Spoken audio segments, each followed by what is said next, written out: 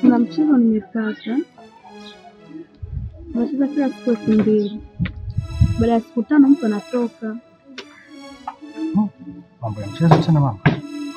Ndio. Hawanaga utata? Amna, si unajua wanawake sasa hivi.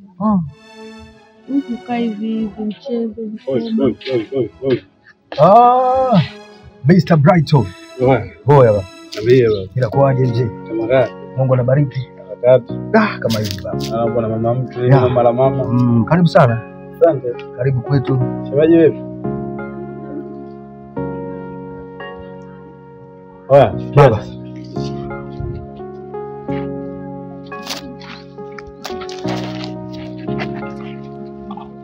Naona ni kimya cha muda mrefu sana. Nini shida baba? Wewe unajisahau sana. Unaona kama michongo kama hii ukaa na mama mtu nyumbani ndio kwako unaona hizi. Siku moja tuna refresh mind kidogo. Sikia sasa. Ule mpango ule kila kitu kishakaa sawa. Kwa hiyo cha msingi wewe asubuhi sana unatakiwa uje mtaani. Okay sawa. Hiyo haina shida. Kwa hiyo kwa labda nimechelewa itakuwa saa ngapi? Saa 2:03. Sio umechelewa. Yaani hilo swala la kusema umechelewa haiwezekani. Wewe saa 1 tu. Mapema inabidi ufike. Sababu mipango yote ishakaa sawa. Hata sawa, si kwa ujanja wetu, ila tumtangulize Mwenyezi Mungu. Kufanya wepesi basi kila kitu kitakuwa fresh. Yeye marasi ndio kwa imani hapo manezeni. Hivi sana mimi nataka kuna mtoto mmoja ni mwai hapo kati huyo mtoto mkali kama Mpemba fulani. Mwanangu kama kawaida yako mshikaji wangu wewe.